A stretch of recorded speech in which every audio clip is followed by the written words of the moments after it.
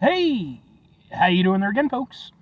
Me again, of course, Brandon Wenzel. Come back at you. Another offering off my sampler platter. Yes, indeed, folks. Sampler platter series of videos I've been doing for a little while now. I go over there to try out food and drink items. I eat stuff, I drink stuff, then, folks, I'm going to talk about the stuff. I'm going to let you know all that you need to know about hopefully delicious stuff that time I'm doing this, folks, I'm not going to lie, an unexpected comparison video arises. But we'll get to that. Folks, it's super simple format. I'm going to go over there. I'm going to try out food and or drink items for you. Whilst I'm doing so, I'm yammering on about it for a bit.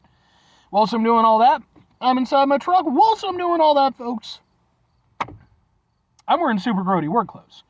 Typically, when I'm inside the truck and I'm wearing super grody work clothes, that means I was on my way home from work and I found some shit to review for you. And that's absolutely the case today. Got off of work, we pulled some extra hours, pulled some weekend duty. It was nice, I mean, it sucks, but, money. So, when everything was said and done, though, man, I was completely done, right? Long week. It's been hot and muggy and, just tears me up after a while. Blah. I wanted something nice and refreshing to go over there and hydrate myself, and so I went over there and I stopped off at the Speedway by my house. And I saw something, and then I saw another thing, and I thought, well, there we go. So what did I see? Happened to be, boom, from 7 Select, which is the 7-Eleven brand. If you're unfamiliar, Speedway is owned by 7-Eleven. This is their apple-flavored juice cocktail blend from concentrate. Okay. Now, I've had some of these juice drinks from 7-Eleven before. I've even reviewed some of them. The apple one is relatively new. I think I have at least seen it before.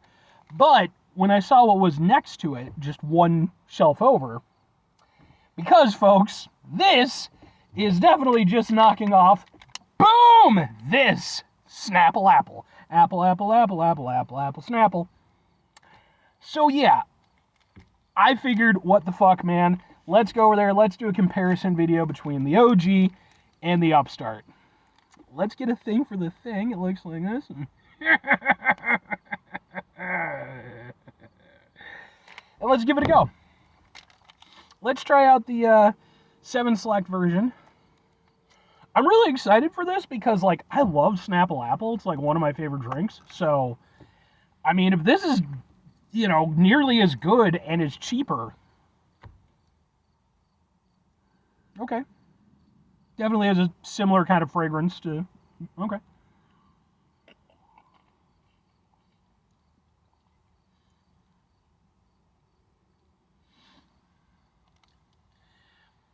Not bad. Not bad. I mean, it's been a little bit since I've had a Snapple Apple, to be fair. Apple, Snapple. So I'll try not to completely just have it be a comparison thing until I try the actual Snapple itself, but right now it's definitely not coming off as strong as I maybe would have liked. But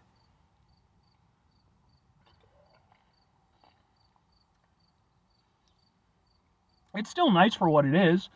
I appreciate the fact that, because the thing that I like about Snapple Apple, Snapple, that'll be the last time, I promise.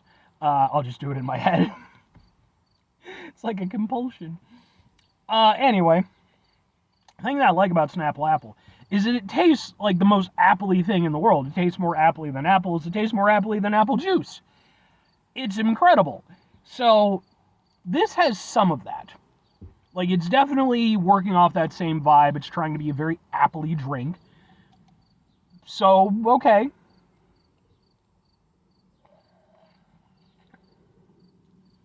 It's a little bit sweet, a little bit tangy. It does have that nice sort of apple-y vibe. I feel like maybe, if I'm sort of predicting, I feel like maybe the tanginess, maybe a little bit amped up in comparison to what I'm expecting from the Snapple Apple. But, again, we'll see when we get there. It's good, though. I don't feel like I'm getting the same level of joy that I do from proper Snapple Apple. But I do like it. Like, it's definitely hitting the spot, you know.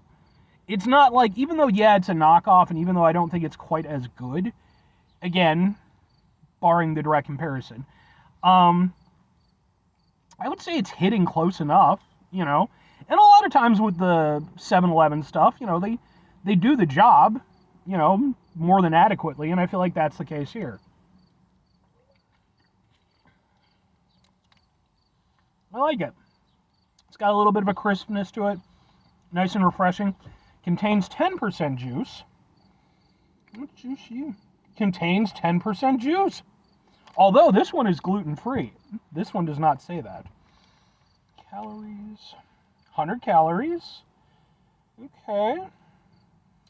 24. All right. 43% sugar versus 47% sugar. So, a little bit more sugar in this one. Okay. Sodium. And a little more sodium, too. By a lot, actually. This has 30 milligrams of sodium. The Snapple Apple only has 5. So, a lot more sodium and more sugar. But, I'd still say overall it's a nice drink. But let's try it against the real deal. It just smells more apple-y.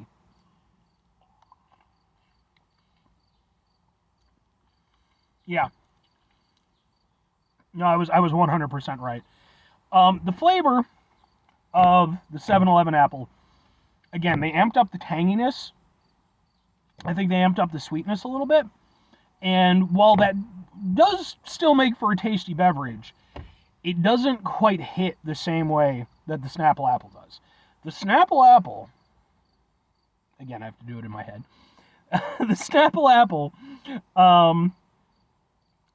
it tastes so aptly. And it's not just, like, whereas with the 7-Eleven stuff, it's more just kind of a hit, you know, very direct sort of hit of apple, and it's nice. But with the Snapple Apple, there's subtlety there. You're getting sort of different shades of apple flavor. It's more nuanced, you know, and as your taste buds sort of take it in, you get different elements to it. Certain areas are a little bit sweeter, certain areas a little bit more earthy. It tastes, again, just so much like apple, it's ridiculous.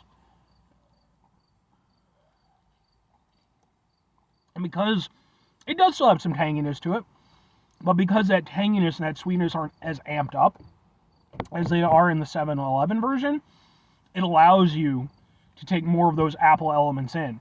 So as a result, even though the 7-Eleven one is still, you know, refreshing and crisp, this is that much more refreshing and crisp because it feels and tastes so evocative of that sort of fresh apple, you know, just deliciousness. And it's, yeah, I mean, I pretty much figured, but, I mean, between the two, I do think the 7-Eleven version did a surprisingly admirable job.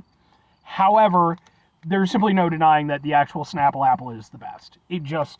They've had this shit down for such a long time, they've really nailed it, and they've, you know, so for me personally, the Snapple Apple definitely wins. But, not a bad effort.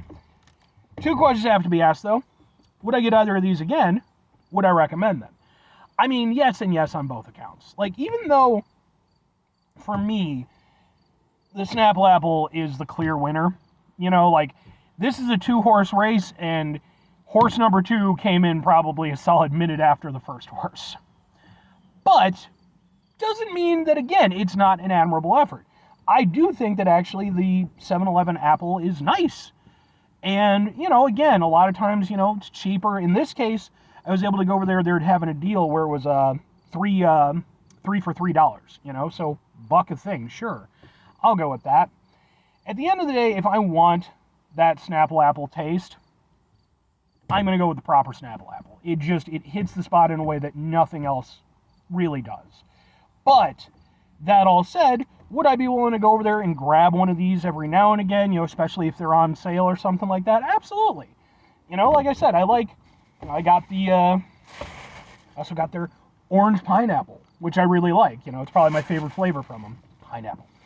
So, but I would still go over there and, you know, if I was at a place and I had that hankering and they didn't have the real deal stuff, I would gladly go over there and pick this up and not be unhappy about it. So, 5 things before I get out of here, though. Have yourself a great rest of your day, spectacular rest of your week, monumental rest of your month, stupendous rest of your year. Folks, go over there and have yourselves a truly Snapple Apple, Snapple tastic rest of your life, because we all have our interesting compulsions, don't we?